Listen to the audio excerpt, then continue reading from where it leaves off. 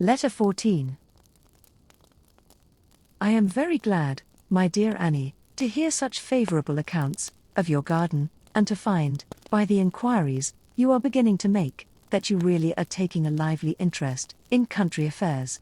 You say you are getting quite fond of your dairy, but that you cannot understand how it is that your cows produce so much less milk in the morning than they do at night, when there are exactly 12 hours between the milkings in both cases, as they are milked first at 5 in the morning, and again at 3 in the afternoon. I have no doubt from what you say, that your cows are kept in the cow-house during the night, and only turned out during the day, as this would account for the difference in the quantity of milk. But such a mode of management, though it saves trouble to the dairymaid, who finds it much easier to milk the cows in the cow-house than in the open field, is bad for both the cows and the dairy. As the cows, after feeding on grass all day, cannot of course relish dry food at night, and whenever they fast unnaturally, very little milk is secreted. Your dairymaid will probably tell you that cows are very delicate, and that they will catch cold if they sleep in the open air, but from May till September, unless the weather be particularly cold and rainy, they are less liable to take cold if they sleep in the open air than if they are kept in a warm cow-house all night and turned out about sunrise. Cows are peculiarly sensible of all sudden changes of temperature, especially from heat to cold, and, after they have been kept in a cow-house all the winter, great care should be taken to accustom them gradually to the change when they are first turned out to grass, by letting them out only for a few hours in the middle of the day.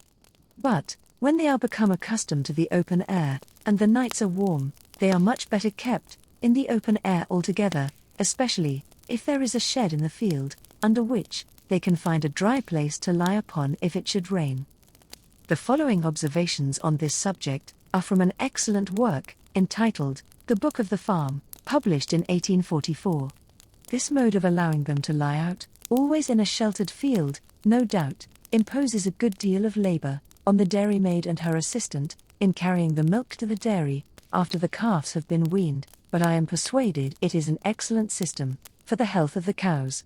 Under it, cows rise from their lair at daybreak, and feed while the dew is on the grass, and by the time when the hour of milking arrives, say 6 o'clock, they are already partially filled with food, and stand contented, chewing the cud, while the milking proceeds. They then rove about, and fill themselves, and by 9 o'clock they lie down in a shady part of the field, and chew their cud, until milking time arrives at midday, after which they again roam about for food, and, when the afternoon is hot, will stand in the coolest part of the field, whisking away the flies with their tails and ears. The evening milking takes place about 7, after which they feed industriously, and take up their lair about sunset, from which they rouse themselves in the morning, before being milked. Some people are apprehensive that cows must injure themselves by eating grass which is wet with dew in the morning, but it is a fact, which I believe is not so sufficiently known as it should be, that bedewed grass before sunrise, and grass after it is dried by the sun, are alike wholesome for animals, and it is only when the dew is in the act of being evaporated, immediately after sunrise, that grass proves injurious to them. Why it should be injurious at that particular state I do not precisely know, but I imagine it to be so, because the grass then becomes suddenly cold by the evaporation of the dew. When cows lie out, they have nearly filled themselves by the time the dew is evaporated, and therefore feel less inclined to eat the grass, while in the dangerous state, whereas cows that are housed all night are usually milked about sunrise, and put out to grass just at the very time the dew on it is being evaporated, and is, of course, in the most dangerous state, just when the cows feel the greatest hunger, and eat most grass. When cows eat a quantity of grass in this state, very often have the disease which is called hoven or hyoscine. To make you understand this fearful complaint, I must remind you that cows, in common with all ruminating animals, have 4 stomachs, and that, when a cow is turned into a field, she twists her tongue round mouthful after mouthful of the long grass, and, after biting each off, conveys it, without chewing, to her first stomach or paunch, till this is about half full, when the animal seems stimulated by nature to seek rest and quiet, for she leaves off eating, and either stands perfectly still, in some shady place, or lies down. The paunch now begins to exert its extraordinary power, of separating a small portion of the food it contains, and returning it to the mouth, when the animal begins slowly to masticate it, moistening it, as she does so, with small quantities of water, which she draws up from time to time from her second stomach, or honeycomb, in which water is retained for that purpose, and this operation is called chewing the cud. The food, when thoroughly masticated, is conveyed by another channel to the third stomach, or many plies, where it is subjected to muscular action, and, finally, it is conveyed into the fourth stomach, or red bag, which contains the gastric juice, and which in calves is the part used for rennet, and here the process of digestion is completed. Sheep, goats, deer, and camels are all ruminating animals, and are, of course, all furnished with the same apparatus for digestion, but in sheep, the paunch is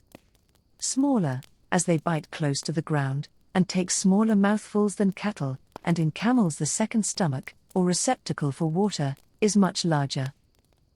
Whenever ruminating animals are particularly hungry, or are excited by any other cause to eat too much food, they fill the paunch so full, that it is unable to exert its power of separating the food it contains, into small portions for mastication, and, the whole mass beginning to ferment in the paunch, gases are generated, which distend the paunch till it bursts, and the unfortunate animal is suffocated, unless it is relieved, by puncturing the paunch through the hide, or by forcing an instrument called a brabang down the throat, into the paunch, and thus opening a passage for the gases to escape. A brabang is a piece of whalebone with a bit of sponge, firmly fixed to one end, but, if one is not at hand, a cane with a knot at the end, or even a riding whip, with a thick end, would probably suffice. The best instrument is a kind of stomach pump, but that, of course, can only be had from a cattle doctor. When the paunch is to be punctured, the animal must be tabbed with a knife. A penknife will do, midway between the haunch bone and the last rib of the left side, and the opening should be prevented from closing, by the introduction of a tin tube, or something of that kind, till the gases are dispelled. As soon as the animal is relieved, a strong stimulant should be administered, such as half a pint of gin, or an ounce of hartshorn in a pint of ale, but the animal for some days should be fed sparingly, and a tonic composed of gentian, aloes, ginger, and blue vitriol, in powder, each 1 dram, and oak bark in powder 6 drams, made into a ball with honey, may be given every morning.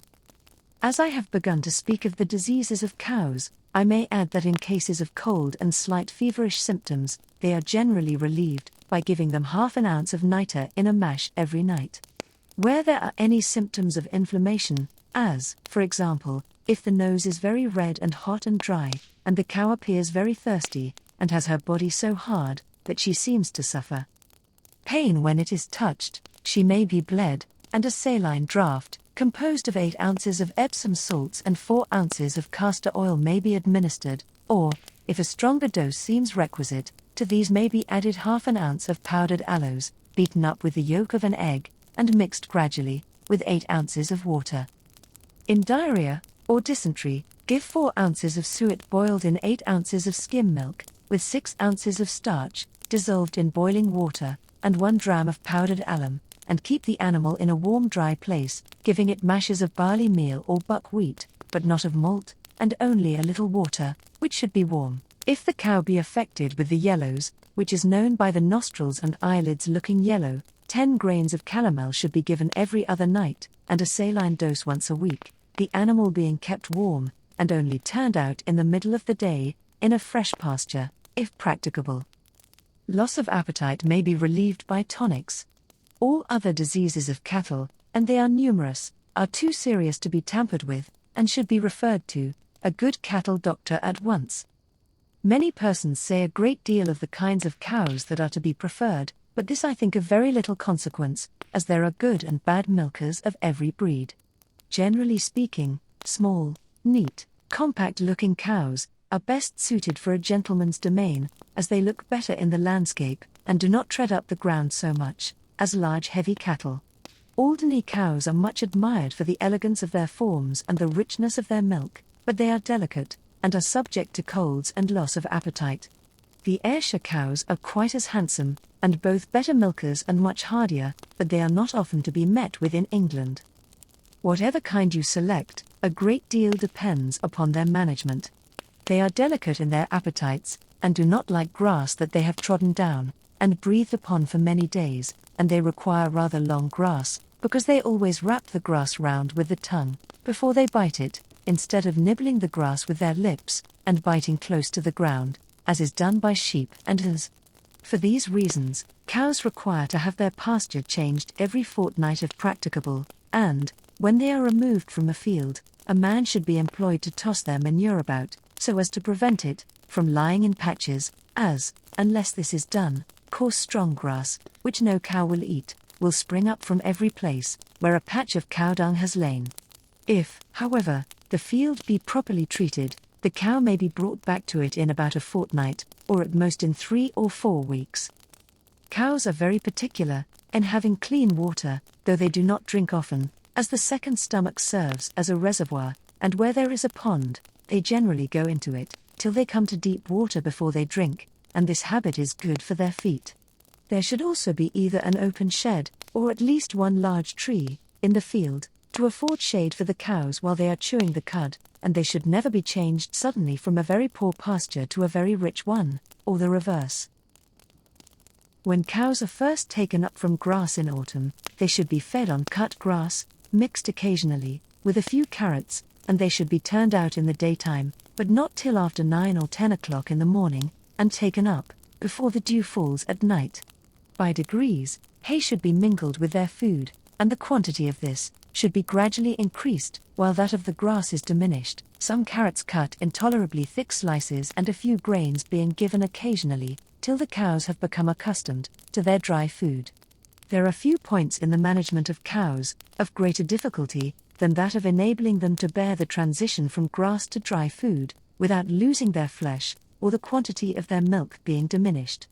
The one is, indeed, generally dependent on the other, as no cow will yield a proper quantity of milk, unless she is in good condition, and many cows refuse their food altogether, when they are first taken up for the winter, as they none of them like dry food so well as grass.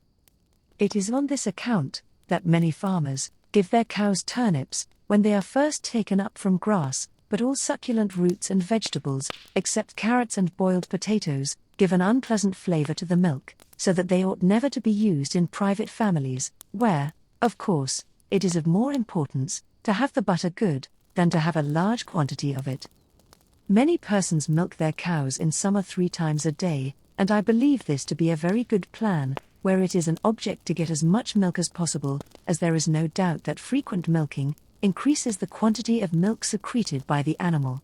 As, however, I have frequently heard that the milk is poorer under this management, in most cases, I should think it hardly worth the trouble.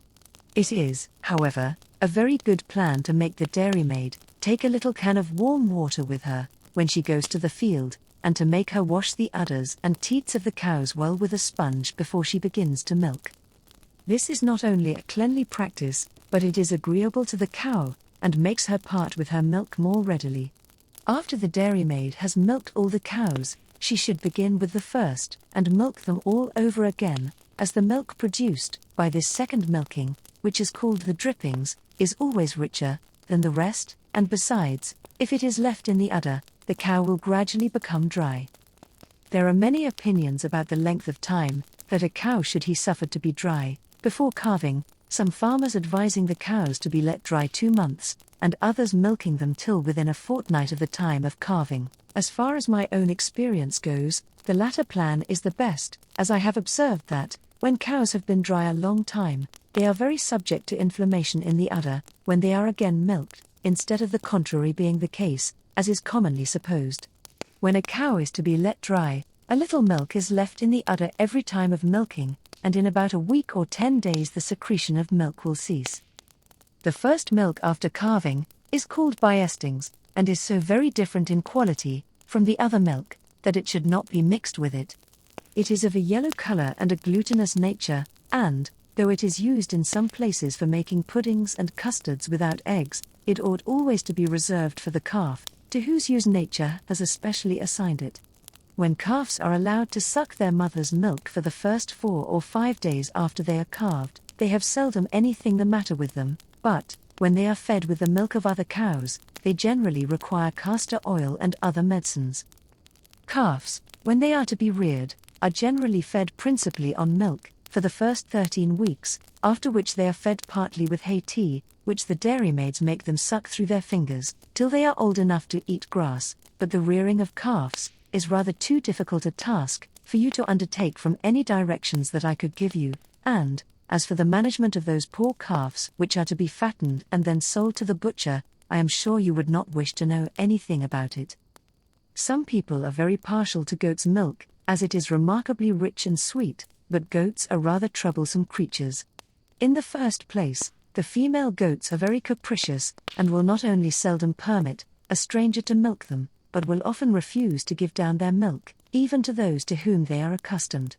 They are also very troublesome from their being much more partial to branches of trees than grass, and if they can ever contrive to get into a shrubbery, which they will do if possible, they will destroy nearly all the shrubs in an incredibly short space of time. Besides this, some goats are very fond of butting at children, or any persons who may appear weak and delicate, and, even though they may not be able to do any serious mischief, they may cause considerable alarm. Many persons are very fond of the flesh of kids, but it is more eaten abroad than in England. When goats are kept, they do best in flocks, and they should have access to shelter, both in winter and summer, extremes of heat and cold being alike prejudicial to them, and the house in which they are kept should have a paved floor, and no litter. Wherever there are cows and a garden, pigs should be kept, as skim milk and buttermilk, with the refuse of a garden, are almost sufficient to maintain a pig. Pigs are unlike most other animals, as they really seem never to thrive when they are kept clean, and they fatten soonest on sour food. Sows are very apt to destroy their young, when they are littered with long straw, as the pigs sometimes hide themselves in it, and are trodden upon accidentally by their mother, and at other times, she appears annoyed by the rustling of the straw, and to become so excited at it as to devour her young in a species of frenzy. A sow ought, therefore, to be littered with short straw, when she is expected to produce young, and in many places the young pigs are taken from their mother till they are 3 or 4 days old, and only allowed to be with her when they want food.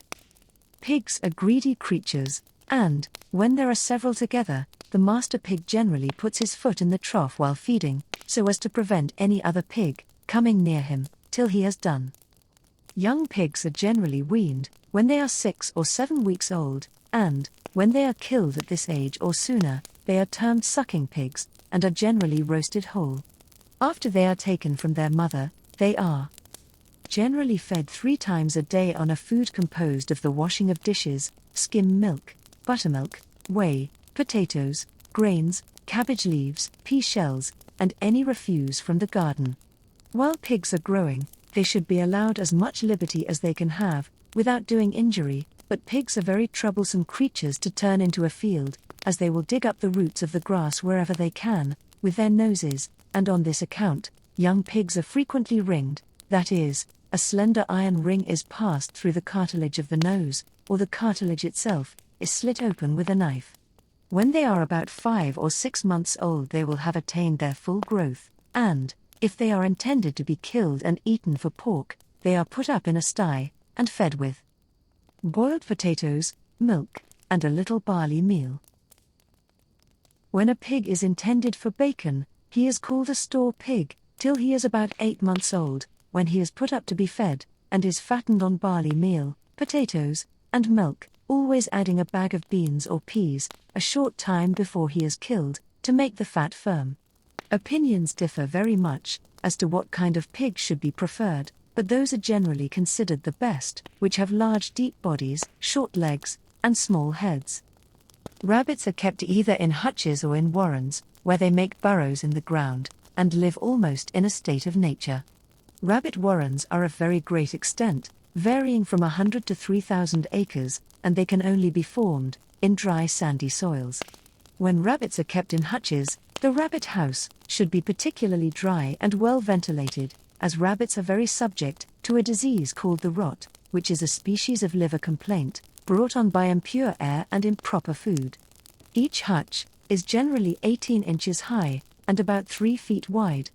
It is divided into 2 chambers, in one of which the rabbit feeds, sleeping in the other.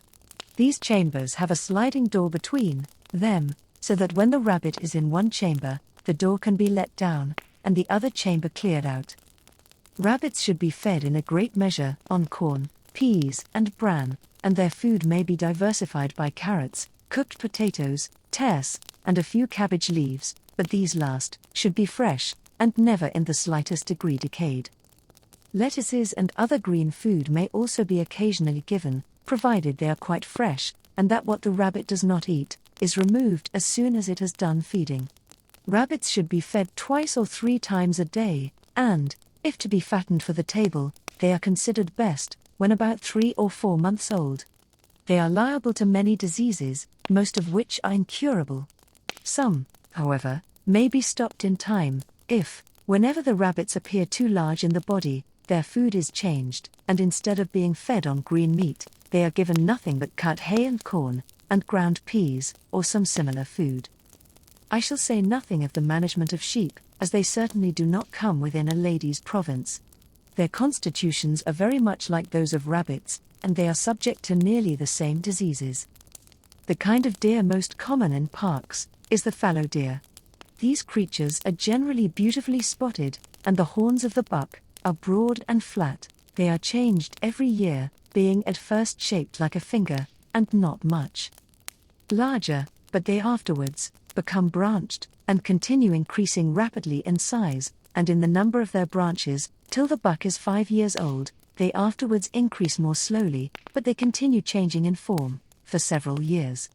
The does are exceedingly tame and may be easily taught to come and feed out of the hand, while the fawns are the prettiest little creatures imaginable. The word fallow is said to be derived from an ancient Saxon word, signifying to become pale, in allusion to the manner in which the color of the fallow deer is shaded down from the deep streak of dark brown on the back, to the pale fawn of the sides, and the white under the body. There are several varieties, but the differences consist chiefly in the shades of color. The buck of the fallow deer may be killed from the middle of June to the middle of September, and its venison, which is considered much finer than that of the doe, is in perfection when the buck is from 6 to 8 years old. Does may be killed younger, and if they have had no fawns, or have been soon deprived of them, they are in season from the middle of November to the middle of February. Deers are ruminating animals, and, after they have filled the first stomach, they go under the shade of trees to chew the cud. When snow is on the ground, fallow deer are generally fed, as, if they are not, they are apt to do a great deal of mischief to the trees in the park, by tearing down the branches. When they are fed, it is with cut hay and straw, mixed with young shoots of underwood. When fallow deer are to be shot, the keeper generally gets into a kind of hut, so contrived as to have a loophole in the back for the rifle, and to watch through, so that, when the herd passes by, the keeper may remain unseen by the deer, and close enough to the herd to select and shoot the one most suited to his purpose. These huts have seats inside, and are convenient spots for observing the habits of birds and other creatures in a wild state, which would not, under other circumstances, suffer human beings to approach them. It is, however, only in parks that have been long used for keeping game that these huts are to be found, as modern gamekeepers generally consider themselves sufficiently expert to select and shoot their deer without any protection.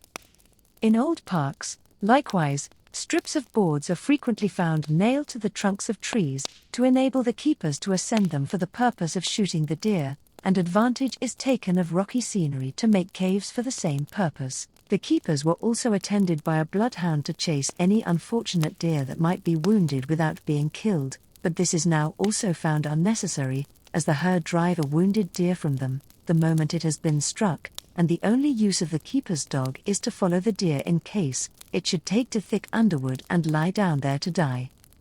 There are 2 other distinct species of deer, viz. the red deer and the roe, but they are now seldom kept in parks in England. The red deer is abundant in Scotland, and hunting it and coursing it, which last is called deer stalking, are 2 favourite sports with the Scotch landed proprietors. The male of the red deer is called a stag, the female a hind, and the young a calf. The stag, when young, is sometimes called a brocket, and when it is more than 6 years old it is called a hart, and, if it belongs to a royal chase, a hart royal. It stands about 4 feet high from the shoulder, and one has been known to weigh upwards of 30 stone when killed. The roe is the smallest of the deer kind, seldom standing more than 2 feet high, measuring from the shoulder. It is very common in a wild state in Scotland, particularly on the banks of Loch Lomond, but it is very seldom met with in parks. The male of the roe is called a roebuck, the female, a roe, and the young, a fawn, and these creatures do not live in herds like the other deer, but in families of from 10 to 20 each. The natural process, by which the horns of deer are renewed every year, is extremely curious.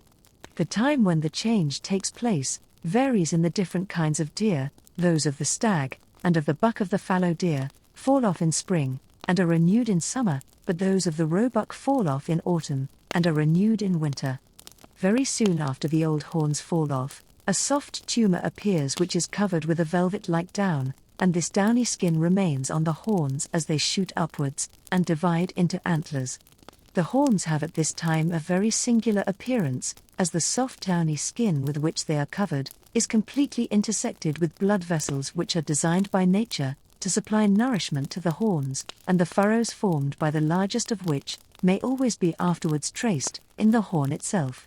When the horns have attained their full growth, the velvet skin with its blood vessels begins to dry up, and the stags at this season become very injurious to trees, as they are continually rubbing their horns against the bark, in order to get rid of the skin, which has become troublesome to them.